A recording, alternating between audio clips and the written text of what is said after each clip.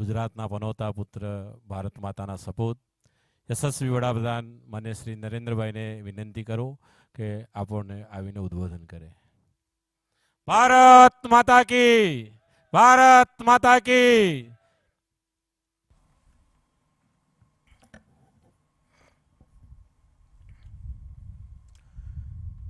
कार्यक्रम में उपस्थित गुजरात के लोकप्रिय मुख्यमंत्री श्री भूपेंद्र भाई पटेल,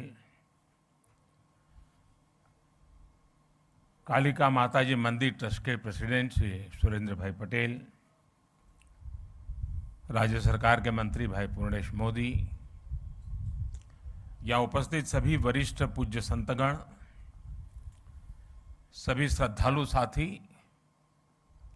देवी और सज्जनों, आज कई वर्षों के बाद पावागढ़ मां काली के चरणों में आकर के कुछ पल बिताने का, आशीर्वाद प्राप्त करने का सौभाग्य मिला। मेरे लिए जीवन की बड़ी धन्य पल है। सपना जब संकल्प बन जाता है और संकल्प जब सिद्धि के रूप में नजर के सामने होता है तो उसका आनंद कितना हो सकता है, इसकी आप कल्पना कर सकते हैं। आज का ये पल मेरे अंतर मन को विशेष आनंद से भर देता है। कल्पना कर सकते हैं, 5 शताब्दी के बाद और आजादी के 75 साल बीतने के बाद 5 शताब्दी तक मां काली के शिखर पर ध्वजा नहीं फहरी थी। आज मां काली के शिखर पर ध्वजा,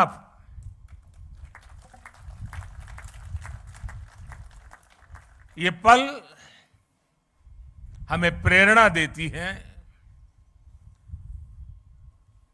ऊर्जा देती है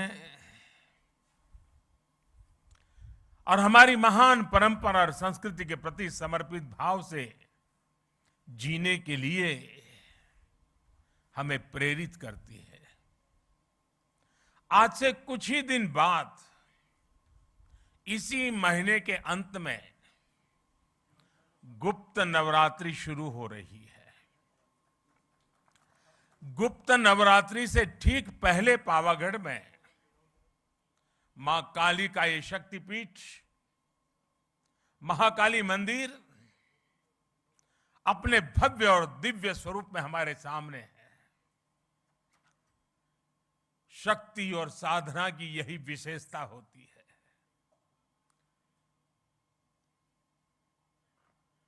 गुप्त नवरात्रि है, लेकिन शक्ति सुप्त नहीं होती है, शक्ति कभी लुप्त नहीं होती है।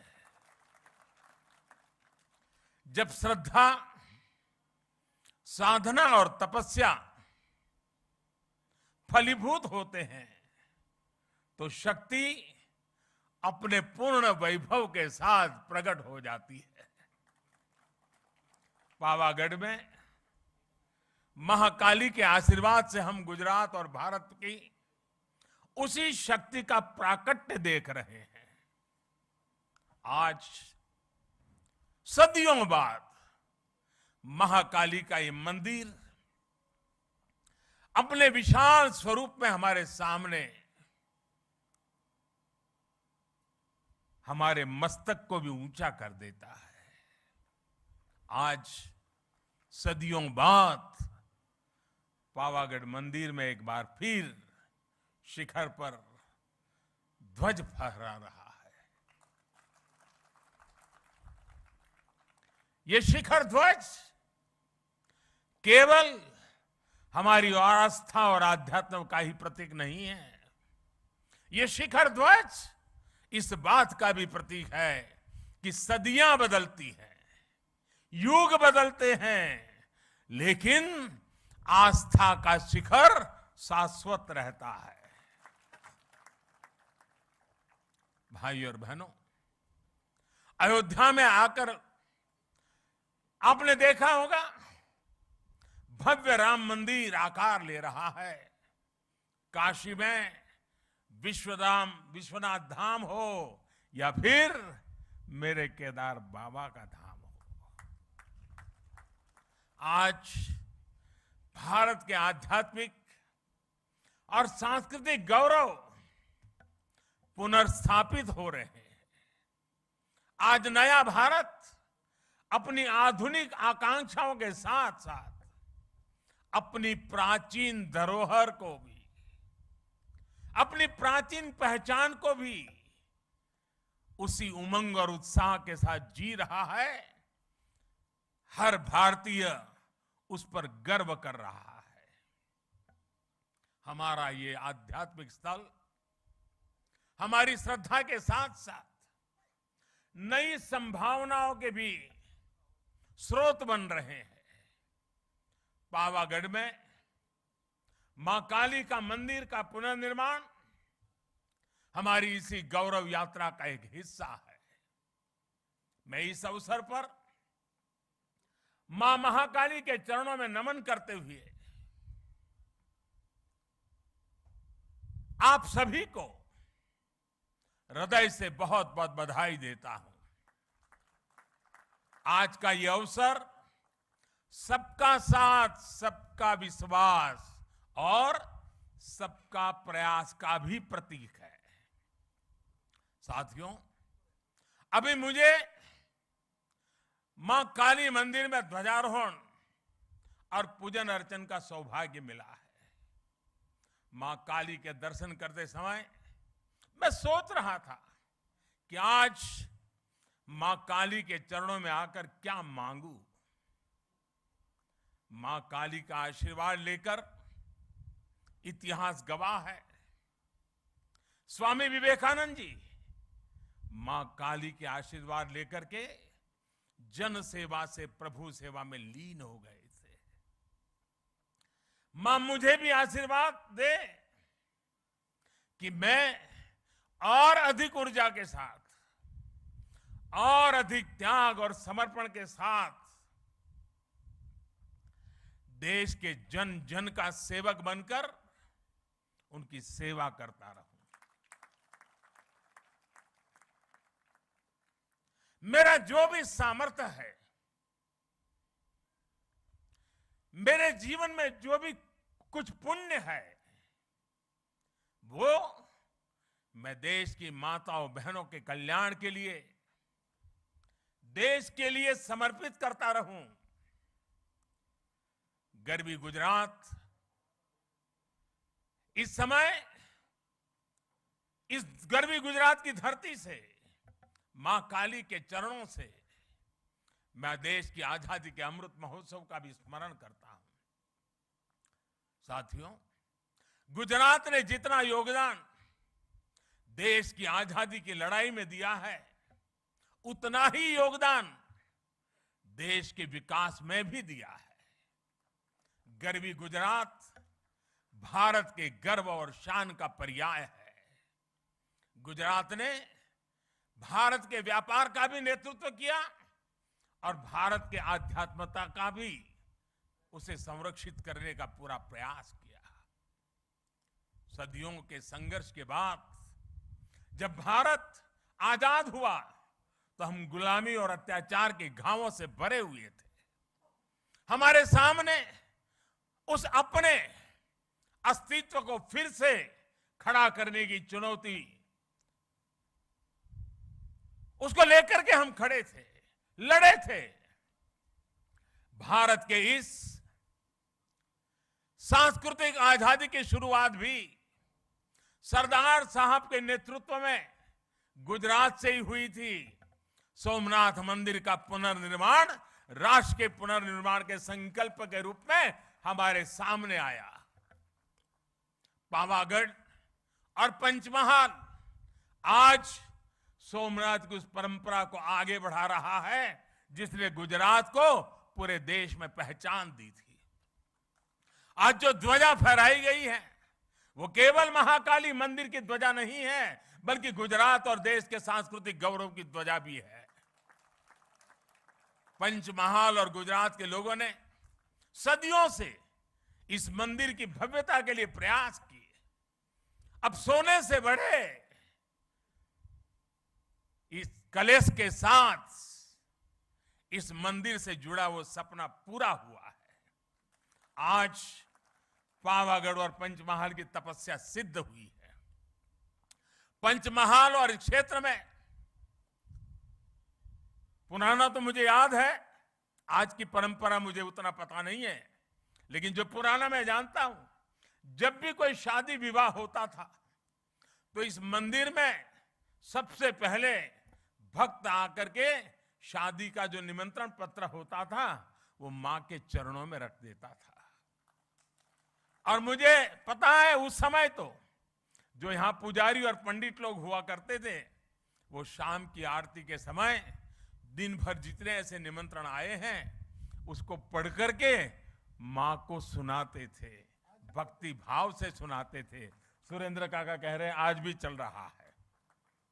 बाद में आशीर्वाद में माता की तरफ से मंदिर से जिन्होंने निमंत्रण भेजा है उसे उपहार भी जाता है।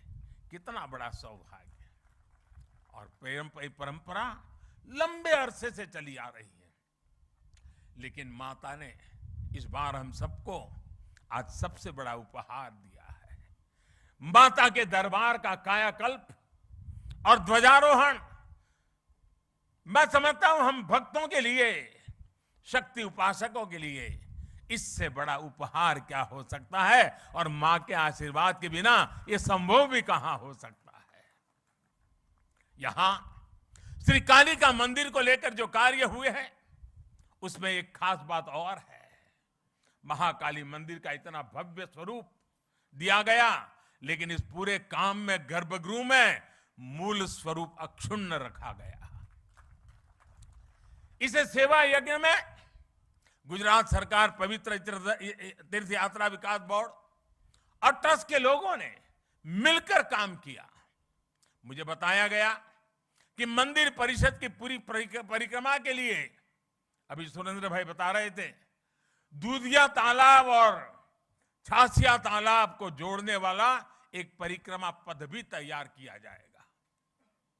यज्ञशाला, भोजनशाला, पर्यटकों के लिए भक्त निवास और छासिया झील से माता जी के मंदिर तक लिफ्ट जैसी सुविधाएं, इसका निर्माण भी किया जाएगा।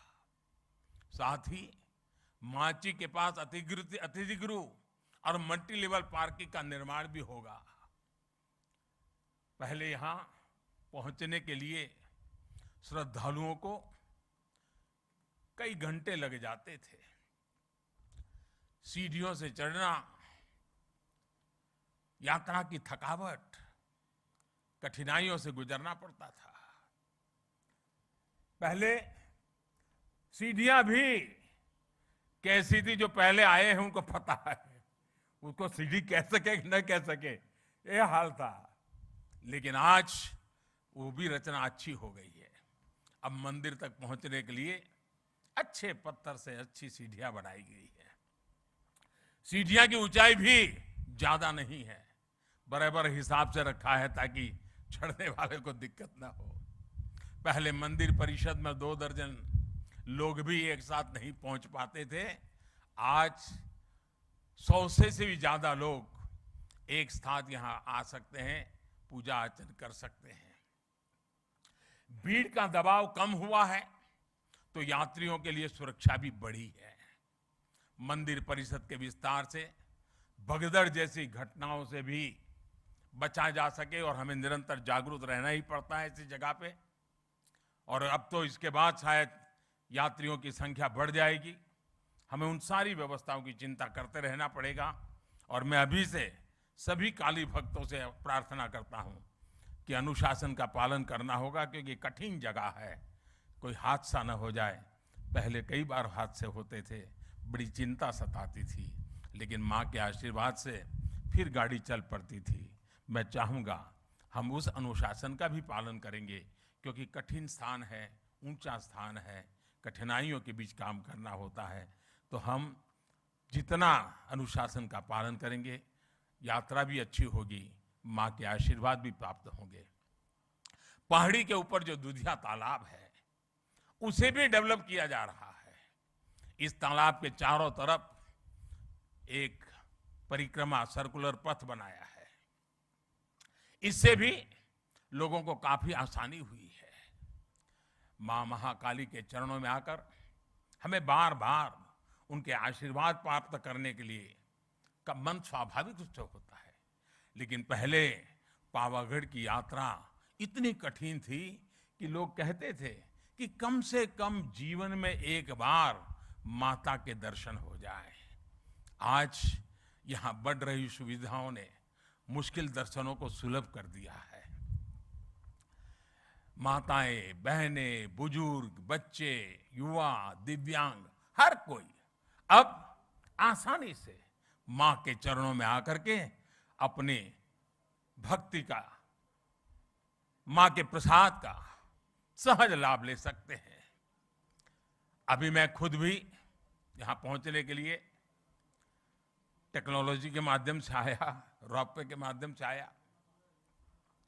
रोपवे में न केवल ये यात्रा आसान की है, बल्कि रोपवे से पावागढ़ की अद्भुत जो खूबसूरती है, उसका आनंद भी मिलता है। आज गुजरात में कई तीर्थ और पर्यटन स्थल ऐसे रोपवे से जुड़ रहे हैं। पावागढ़, सापुतारा, अंबाजी, गिरनार में रोपवे होने से लोगों का काफी सहूलियत मिल रही है। पावागढ़, मां अंबा और सोमनाथ, द्वारकेश की आशीर्वाद से ही गुजरात गरवी गुजरात बना है। गुजरात के महान कवि नर्मद ने गुजरात की सांस्कृतिक महिमा का वर्णन करते हुए लिखा है, उत्तर मामा अंबा मात, पूरब मां काली मात, छे दक्षिण दिशा मां करता रक्षा कुंतेश्वर महादेव ने सोमनाथ ने द्वारके से पश्चिम केरा देव से सहाय मां साक्षात जय जय गरवी गुजरात। आज गुजरात की यही पहचान आसमान छू रही है। कवि नर्मद ने गरवी गुजरात की पहचान के रूप में जिन सांस्कृतिक केंद्रों का नाम लिया है, आज वो सभी तीर्थ एक नई विकास यात्रा पर आगे बढ़ रहे हैं।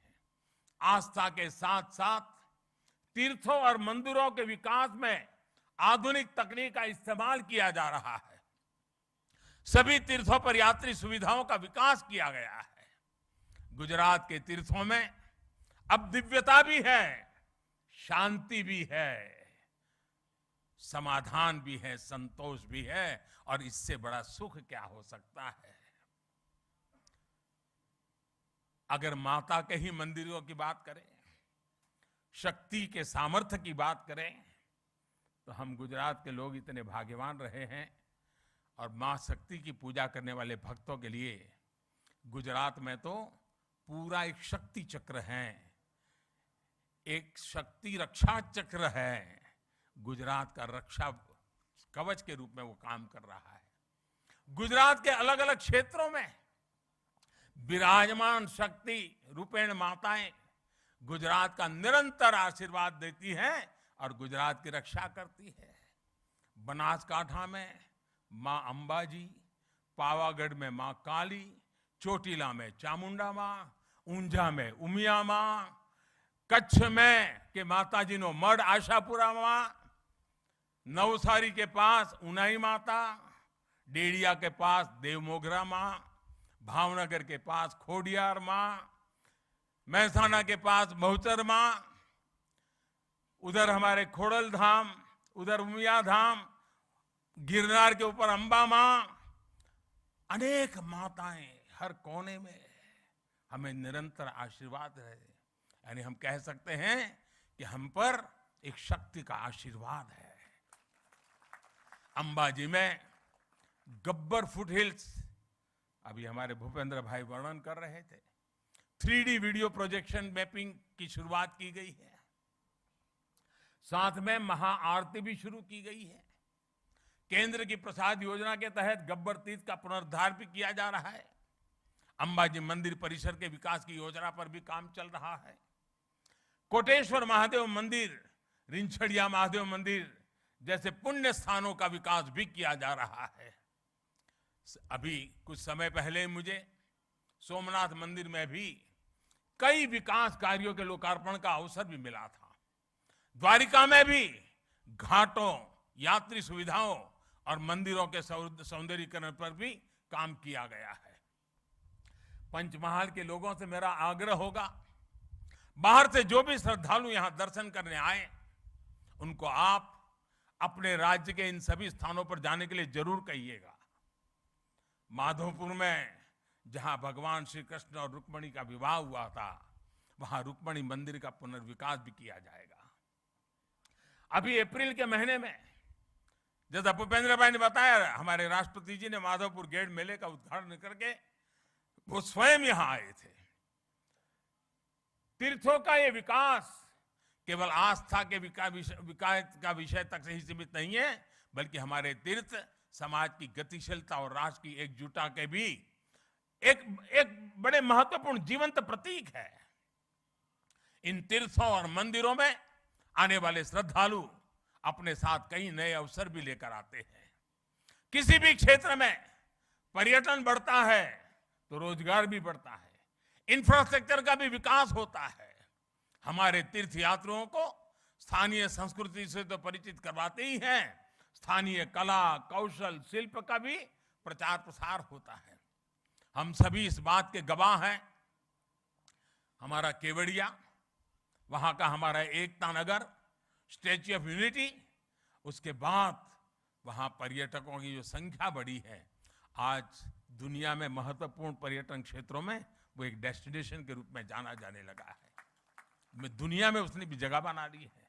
इसी तरह सुविधाएं बढ़ने के बाद काशी विश्वनाथ धाम और चारधाम यात्रा में भी श्रद्धालुओं की संख्या नित्य नए रिकॉर्ड बना रही है।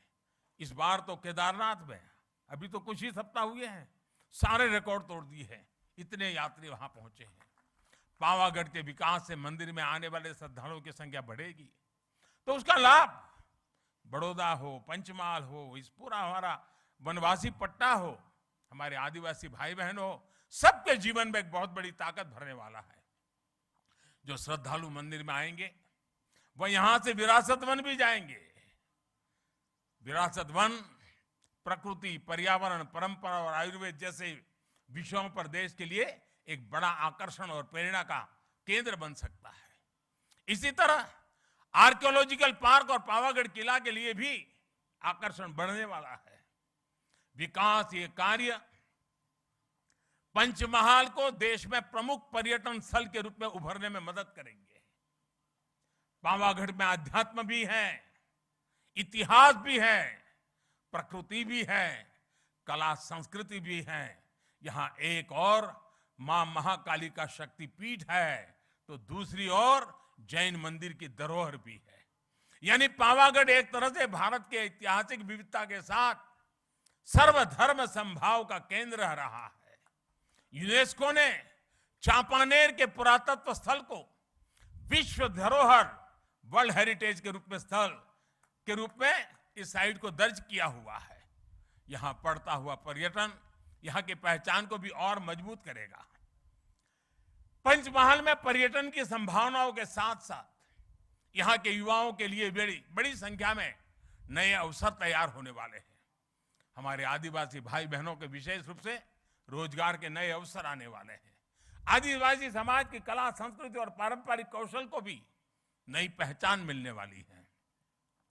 और हमारा पंचमहाल तो बैजू बावरा जैसे महान गायकों की धरती रहा है।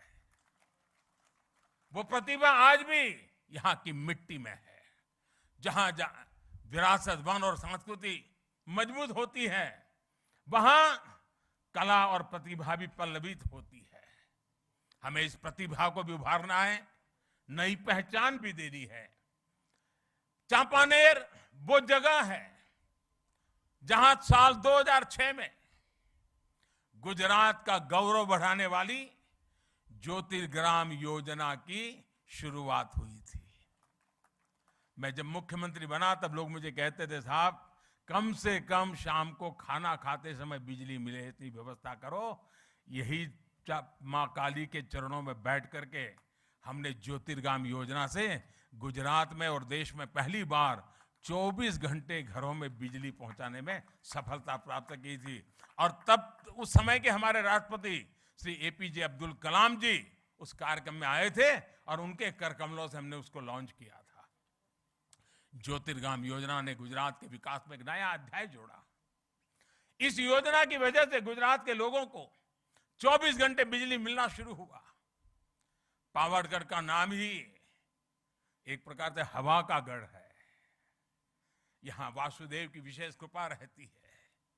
मुझे विश्वास है कि हमारे सांस्कृतिक पुनरुत्थान और विकास की जो हवा पावागढ़ में बह रही है, इसकी महक भी पूरे गुजरात और देश में पहुंचेगी। इसी भाव के साथ मैं महाकाली के चरणों में एक बार फिर मेरा नमन करता हूं। आप सभी को भी एक बार फिर बहुत बहुत शुभकामनाएं देता हूं। અને આજે જ્યારે માં કાળીના ચરણોમાં આવ્યું છું ત્યારે ગુજરાતનો વિશાળ ફલક અને અન્ય રાજ્યોથી પણ માં કાળીના ભક્તોની અનગિનત સંખ્યા ખૂબ શ્રદ્ધા સાથે અહીંયા આવતી હોય છે। એ શ્રદ્ધાળુઓને પણ અનેક અનેક શુભકામનાઓ આપું છું। કારણ એમણે જે સપના જોયા હશે, એમના પૂર્વજોએ જે સપના જોયા હશે, એમના પૂર્વજો જે આશા સાથે આવતા હતા અને નિરાશ થઈને પાછા જતા હતા, આજે એમના સંતાનો એમના પૂર્વજોને પણ કહી શકશે કે આપે ભલે કષ્ટ વેઠ્યા હોય પણ હવે યુગ બદલાણો છે। હવે માં કાલી પૂરા ગૌરવ સાથે આપણને આશીર્વાદ આપી રહી છે। એવી જ એક ભાવના સાથે ફરી એકવાર આપ સૌને ખૂબ ખૂબ શુભકામનાઓ। સૌ ટ્રસ્ટી મંડળને, ગુજરાત સરકારને, ભૂપેન્દ્રભાઈના નેતૃત્વમાં થયેલા કામોને હૃદયથી બિરદાવું છું। આપ સૌને ખૂબ ખૂબ શુભેચ્છા આપું છું। ખૂબ ખૂબ ધન્યવાદ।